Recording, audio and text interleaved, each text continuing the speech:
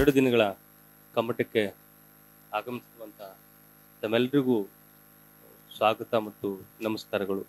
ಮತ್ತು ಇಲ್ಲಿಯ ಈ 2 ದಿನಗಳ ಕಮ್ಮಟವನ್ನು ನಿಮ್ಮ ನೇತೃತ್ವದಲ್ಲಿ ಆಗ್ಬೇಕು ಮೇಡಮ್, ನೀವು ಇದರ ನಿರ್ದೇಶಕರಾಗಬೇಕು ಅಂತ ಕೇಳ್ಕೊಂಡಾಗ ರಂಗನಾಥ್ ಸರ್ ಭಾಳ ಪ್ರೀತಿಯಿಂದ ಒಪ್ಪಿ ಮೇಡಮ್ಮು ಇದಕ್ಕೆ ಅನುಮೋದಿಸಿದ್ದಾರೆ. ಅವ್ರಿಗೂ ಕೂಡ ನಾನು ಪ್ರೀತಿಯಿಂದ ಸ್ವಾಗತ ಮತ್ತು ನಮಸ್ಕಾರಗಳನ್ನು ಹೇಳ್ತಾ ಇದ್ದೀನಿ. ಈ ಸಮಾನ ಸಂಸ್ಕೃತಿ ಮತ್ತು ಬಯಲು ಬಳಗ ಈ ನಾಡಿನ ಎಲ್ಲರೂ ಏನು ಆಶಯವನ್ನು ವ್ಯಕ್ತಪಡಿಸ್ತಾ ಇದ್ದಾರೋ, ಒಂದು ಸಮಾನತೆಯ ನೆಮ್ಮದಿಯ ಸಮಾಜವನ್ನು ನಿರ್ಮಾಣ ಮಾಡಬೇಕು ಅಂತ. ಸೊ ಆ ರೀತಿ ಕನಸು ಕಾಣುವವರಲ್ಲಿ ಅನೇಕ ಮಂದಿ ಇದ್ದಾರೆ, ಅದರಲ್ಲಿ ನಾವು ಕೂಡ ಒಬ್ಬರು ಅಂತ. ಹೀಗಾಗಿ ಇವತ್ತು ನಾವು ಅಂದುಕೊಂಡಂತೆ ಇರುವ ಸಮಾಜದಲ್ಲಿ ನಾವಿಲ್ಲ ಅನ್ನೋದು ಎಲ್ರಿಗೂ ಕೂಡ ಗೊತ್ತು. ಅದು ಶಿಕ್ಷಣ ಆಗಿರ್ಬೋದು, ಪಾಲಿಟಿಕ್ಸ್ ಆಗಿರ್ಬೋದು, ಚಳುವಳಿಗಳಾಗಿರ್ಬೋದು, ಇವೆಲ್ಲವೂ ಕೂಡ ಒಂದು ರೀತಿಯಲ್ಲಿ ವಿಘಟಿತವಾಗಿರುವಂತಹ ಅಥವಾ ದಿಕ್ಕೆಟ್ಟಿರುವಂತಹ ಅಥವಾ ವಿಚಲಿತವಾಗಿರುವಂತಹ ಬೇರೆ ಬೇರೆ ಆಗಿರುವಂತಹ ಕ್ಷೋಭೆಗಳಲ್ಲಿ ಇರುವಂತಹ ಕಾಲಘಟ್ಟದಲ್ಲಿ ನಾವಿದ್ದೇವೆ. ಸೊ ಇಂತಹ ಸಂದರ್ಭದಲ್ಲಿ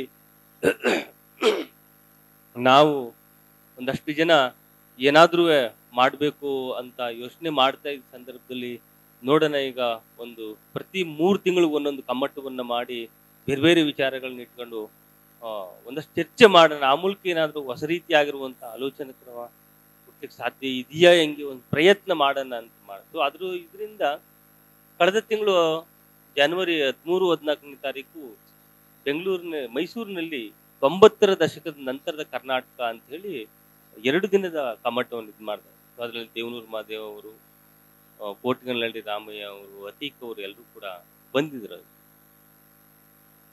ಈಗ ಅಲ್ಲಿ 90ರ ನಂತರ ದಶಕದ ಕರ್ನಾಟಕ ಅಂತ ಯಾಕೆ ಹೆಸರಿಟ್ಕೊಂಡಿದ್ದು ಅಂದ್ರೆ, ಅಷ್ಟೊತ್ತಾಗಲೇ 75-80ರ ದಶಕದಲ್ಲಿ ಕರ್ನಾಟಕದಲ್ಲಿ ಬಹಳ ಮುಖ್ಯವಾಗಿ ಚಳುವಳಿಗಳು ಹುಟ್ಟಿದ್ದು. ದಲಿತ ಚಳುವಳಿ ಹುಟ್ಟಿತ್ತು, ರೈತ ಚಳುವಳಿ ಹುಟ್ಟಿತ್ತು, ಸಮುದಾಯ ಹುಟ್ಟಿತ್ತು, ಬರಹಗಾರರ ಒಕ್ಕೂಟ ಹುಟ್ಟಿತ್ತು, ದಲೇಕಾಯುಸಂ ಹುಟ್ಟಿತ್ತು. ಈ ಥರದವೆಲ್ಲವೂ ಕೂಡ ಹುಟ್ಟಿ ಕರ್ನಾಟಕದಲ್ಲಿ ಒಂದು ರೀತಿಯಾಗಿರುವಂಥ ಸಾಮಾಜಿಕವಾದ ಮತ್ತು ಸಾಂಸ್ಕೃತಿಕವಾದ ಹಾಗೂ ರಾಜಕೀಯವಾಗಿರುವಂಥ ಒಂದು ಎಚ್ಚರ ಮೂಡಿತ್ತು ಆ ಕಾಲದಲ್ಲಿ. ಸೊ ಆದರೆ 90ರ ದಶಕದ ನಂತರ ಬಂದ ತಕ್ಷಣವೇ ಜಾಗತೀಕರಣ ಯಾವಾಗ ಶುರುವಾಯಿತೋ, ಅಲ್ಲಿಂದ ಕೋಮುವಾದ ಅನ್ನೋದು ಯಾವಾಗ ಗರಿಗೆದರುತ್ತೋ, ಇಡೀ ಮನುಷ್ಯರ ನೆಮ್ಮದಿಯನ್ನು ಕಲ್ಕೋದಕ್ಕೆ ಶುರುವಾಯಿತು. ಅಲ್ಲಿಂದ ಪಲ್ಲಟ ಶುರುವಾಯಿತು. ಚಳುವಳಿಗಳು ವಿಘಟನೆ ಆಗೋಕ್ಕೆ ಶುರುವಾದವು, ಸಂಘಟನೆಗಳು ಹೊಡ್ಲಿಕ್ಕೆ ಶುರುವಾದವು, ನಾಯಕತ್ವದಲ್ಲಿ ಅನುಮಾನ ಶುರುವಾಯಿತು, ಸಾಂಸ್ಕೃತಿಕವಾಗಿ ಇದ್ದಂಥ ವಾತಾವರಣ ಕೆಡ್ಲಿಕ್ಕೆ ಶುರುವಾಯಿತು. ಸೊ ಅದರಿಂದ ಆ ನಂತರದಲ್ಲಿ ಏನಾಯಿತು, ಕರ್ನಾಟಕದಲ್ಲಿ ಬೇರೆ ಬೇರೆ ರೀತಿಯಾಗಿರುವಂತಹ ಪಲ್ಲಟಗಳು ಯಾಕಾಯಿತು ಅಂತ ನಾವು ಅದನ್ನ ಯೋಚನೆ ಮಾಡಲಿಕ್ಕೆ ಶುರು ಮಾಡಿದೆವು. ಅದನ್ನೇ ಕೇಂದ್ರೀಕವಾಗಿ ಒಟ್ಟು 90ರ ದಶಕದಿಂದ ಇಲ್ಲಿವರೆಗೆ ಒಂದು ರಿವ್ಯೂ ತರ ಮಾಡೋಣ ಅಂತ ಅದನ್ನ ಮಾಡಿದೆವು. ಸೊ ಹಂಗಾಗಿ 90ರ ದಶಕದ ನಂತರ ಕರ್ನಾಟಕದಲ್ಲಿ ಸಂವಿಧಾನದ ಆಶಯಗಳು ಎಷ್ಟು ಮಟ್ಟಿಗೆ ಈಡೇರಿವೆ, ಎಷ್ಟು ಮಟ್ಟಿಗೆ ಈಡೇರಲಿಲ್ಲ, ಈಡೇರದಿದ್ರ ಕಾರಣ ಏನು ಅಂತ ಕೂಡ ಚರ್ಚೆ ಕೂಡ ಮಾಡಲಿಕ್ಕೆ ಶುರು ಮಾಡಿದೆ. ಅದ್ರ ಜೊತೆಗೆ ಹಿಂದುಳಿದ ವರ್ಗಗಳು, ಮಂಡಲ ಆಯೋಗ, ಹಾವನೂರು ವರದಿ, ಜಾತಿ ಅಸ್ಮಿತೆಯ ರಾಜಕಾರಣ, ಬದಲಾದ ಸಮೀಕರಣ, ರಾಜಕೀಯ ಸಮೀಕರಣ, ಸಾಮಾಜಿಕ ಸಮೀಕರಣ, ಈ ಥರದ್ದು ಎಲ್ಲವನ್ನೂ ಕೂಡ ಚರ್ಚೆ ಮಾಡಿದ್ವಿ. ಮತ್ತೆ ಶಿಕ್ಷಣ, ಮುಖ್ಯವಾಗಿ ರಾಜಕಾರಣ, ಸಂಸ್ಕೃತಿಯ ವಿನ್ಯಾಸಗಳು, ಸಾಮಾಜಿಕ ಚಳುವಳಿಗಳ ರೂಪಾಂತರ, ಕಲಾ ಮಾಧ್ಯಮದಲ್ಲಿ ಹೆಂಗಾಯ್ತದು, ರಂಗಭೂಮಿಲಿ ಹೆಂಗಾಯ್ತು, ಚಳುವಳಿಗಳಲ್ಲಿ ಹೆಂಗಾಯ್ತು, ಸಾಹಿತ್ಯದಲ್ಲಿ ಹೆಂಗಾಯ್ತು, ಸಿನಿಮಾದಲ್ಲಿ ಹೆಂಗಾಯ್ತು, ಈ ಥರದವನ್ನೆಲ್ಲವೂ ಕೂಡ ಅಲ್ಲಿ ನಾವು ಚರ್ಚೆ ಮಾಡಬೇಕು. ಸೊ ಈಗ ನಾವು ಅನ್ಕೊಂಡಿರೋದು ಏನು ಅಂತ, ಅಲ್ಲಿ ಯಾವ ಒಟ್ಟಾರೆ ಎಲ್ಲನೂ ನಾವು ಚರ್ಚೆ ಮಾಡಿದ್ದು, ಆದರೆ ಅಲ್ಲಿ ಚರ್ಚೆ ಮಾಡಿದ್ದ, ರಿವ್ಯೂ ಮಾಡಿದ್ದಂಥ ಒಂದೊಂದು ವಿಷಯಗಳನ್ನೇ ಇಟ್ಟುಕೊಂಡು 2 ದಿನಗಳ ಕಾಲ ನಾವಿಲ್ಲಿ ಚರ್ಚೆ ಮಾಡೋದು ಅಂತ ಆಯ್ತು. ಸೊ ಅದರ ಅಂಗವಾಗಿಯೇ ಇವತ್ತು ನಾವಿಲ್ಲಿ ಸಾಂಸ್ಕೃತಿಕ ರಾಜಕಾರಣ ಅಂತ ನಾವು ಇವತ್ತು ಇಲ್ಲಿ ಚರ್ಚೆಯನ್ನು ಇಟ್ಕೊಂಡಿದ್ದೇವೆ. ನಿಮ್ಗೆಲ್ರಿಗೂ ಗೊತ್ತು, ಸಾಂಸ್ಕೃತಿಕ ರಾಜಕಾರಣ ಅನ್ನುವಂಥ ಕಲ್ಚರಲ್ ಪಾಲಿಟಿಕ್ಸ್ ಅನ್ನುವಂಥದ್ದು ಎಷ್ಟರ ಮಟ್ಟಿಗೆ ಇಡೀ ದೇಶವನ್ನ ಆವರಿಸಿದೆ ಅಂತ. ಮೊದಲು ತೆರೆಮರೆಯಲ್ಲಿ ನಡೀತಿದ್ದಂತ ಈ ಕಲ್ಚರಲ್ ಪಾಲಿಟಿಕ್ಸ್ ಅನ್ನುವಂಥದ್ದು ಈಗ ನೇರ ನಡೀತಾ ಇದ್ದೇವೆ ಅಂತ. ಅದು ಜಾತಿ ರಾಜಕಾರಣ ಆಗಿರ್ಬೋದು, ಲಿಂಗ ರಾಜಕಾರಣ ಆಗಿರ್ಬೋದು, ಮತ್ತು ರಾಜಕೀಯದೊಳಗಡೆ ನಡೆಯುವಂತಹ ರಾಜಕಾರಣ ಆಗಿರ್ಬೋದು, ಇವೆಲ್ಲವೂ ನೇರವೇ ನಡೀತಾ ಇದೆ.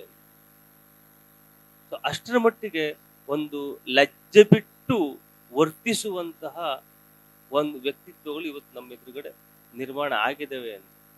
ಒಂದು ದಮನಿತವಾಗಿರುವಂತಹ ಒಂದು ಜಾತಿ, ದಮನ ಮಾಡುವಂತಹ ಜಾತಿ, ಅದು ಇವತ್ತು ದಮನ ಮಾಡುವುದು ನನ್ನ ಹಕ್ಕು ಅನ್ನುವ ರೀತಿ ಒಳಗಡೆ, ಸಮಾಜದ ಕ್ಷೋಭೆಯನ್ನ ಕೆಡಿಸಿ ಉಂಟು ಮಾಡುವುದು ನಮ್ಮ ಹಕ್ಕು ಅನ್ನೋ ರೀತಿ ಒಳಗಡೆ, ಇನ್ನೊಬ್ಬರ ನೆಮ್ಮದಿಯನ್ನ ಹಾಳು ಮಾಡುವುದು ನಮ್ಮ ಹಕ್ಕು ಅನ್ನೋ ರೀತಿ ಒಳಗಡೆ, ಧರ್ಮದ ಗುತ್ತಿಗೆಯನ್ನು ಹಿಡಿದವರು, ದೇವರ ಗುತ್ತಿಗೆಯನ್ನು ಹಿಡಿದವರು ಇವತ್ತು ವರ್ತಿಸ್ತಾ ಇದ್ದಾರೆ. ಅವ್ರು ಮಾಡ್ತಿರುವಂತ ಸಾಂಸ್ಕೃತಿಕ ರಾಜಕಾರಣ ಯಾವ ರೀತಿಯಾದದ್ದು ಅನ್ನುವಂಥದ್ದು ನಮ್ಮ ಎದುರುಗಡೆ ಇದೆ.